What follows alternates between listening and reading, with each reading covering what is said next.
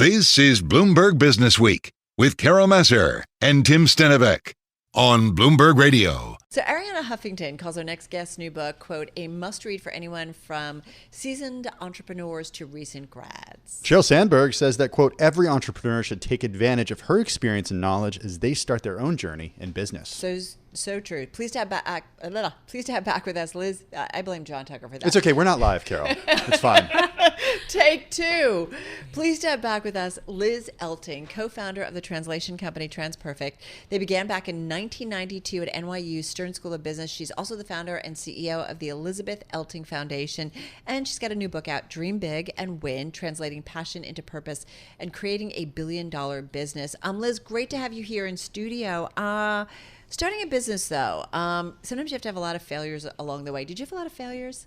Yes, Carolyn, I had many, many failures, and that was what prompted me to write the book. I thought I can create something based on what I did right and the many things I did wrong. So absolutely. What's the biggest thing I always think about, like, the mistakes that you really learned from?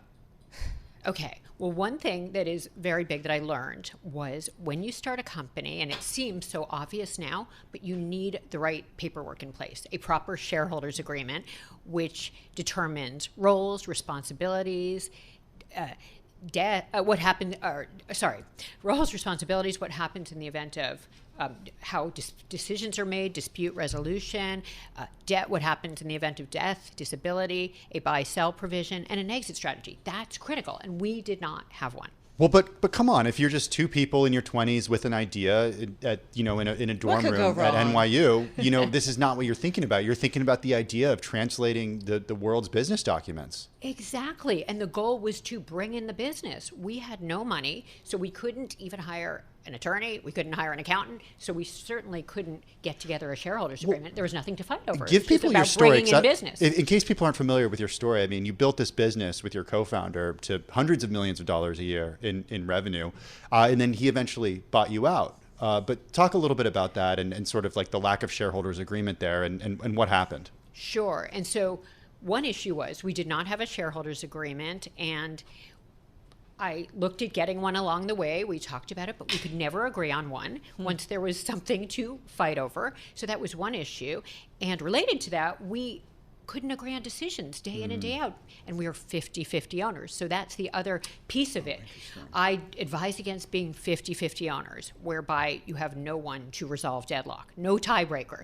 And that was the case, 50-50 owners and no deciding vote. Were you in a unique situation, though? Correct me if I'm wrong. You didn't raise outside funding. We did not so raise outside oftentimes funding. With companies these days, especially if they go after venture capital, then you get like VCs with experience on your board. You do have to answer to, right? And you do have to answer to them. Yes, you're absolutely right. And what happened is with the original company, TransPerfect, we didn't raise outside funding. We did start a sister company in 1999, 7 years after we started, called translations.com. And for that, we did raise some outside funds initially. So for that, we handled it differently, but we ended up buying those investors out. So back to the original company, no shareholders agreement, no tiebreaker when we didn't agree, and 50-50 ownership. And I advise against that. I say you need a shareholders agreement. You want to own more than 50% if there are only two of you, or you want to be the decision maker if there are more, and that's critical. What would you say in terms of advice of going into business with someone who is your partner? And your partner meaning you have a personal relationship with him. Sorry. I should be more specific. No, absolutely. He was my boyfriend at the get-go, and again, as I said, we started with no money whatsoever, and we just focused on sales, not on raising money. And what I advise is no matter who the person is that you're starting the company with, whether they're your boyfriend, your girlfriend, your husband, your wife, your child, brother, your sister, parent, whatever. brother, sister, you need a proper shareholders agreement, specifically to deal with the issues I was saying.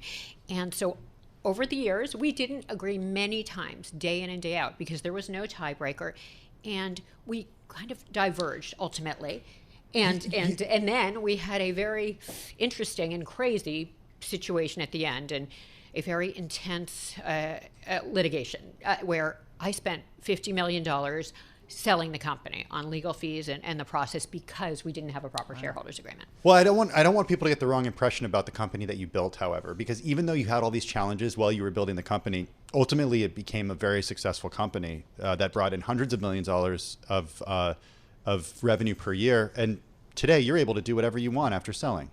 Yes, absolutely. And I am so fortunate. And that's one of the things I say. I say, work today like no one else will, so you can live and give tomorrow like no one else can.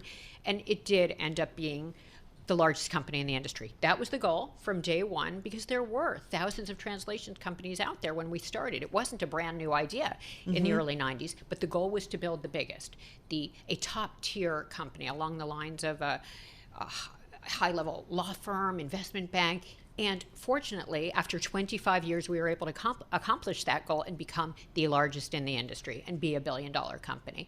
And so now I have the good fortune of having a foundation and being able to focus on other things. Well, talk to us about that focus and how you're helping maybe others create their own dreams.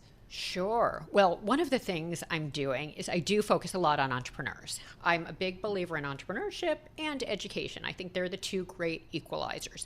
So I'm involved in the Entrepreneurship Accelerator program at NYU Stern. It's called Endless Frontier Labs. I think it's the best accelerator program out there.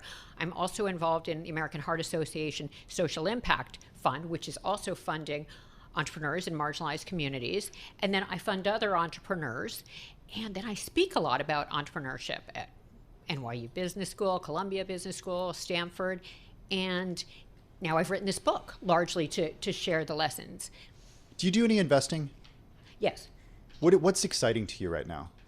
What types of companies? Oh, as far as companies, Yeah. Yes, absolutely. Well, I do love supporting other women entrepreneurs and ones that are doing good as well as doing well. So, things related to climate change or, that are fighting climate change, things related to technology, AI. And so I have investments in each of those types of companies. So I do a lot with that as well. What do you look for in a leader or an entrepreneur?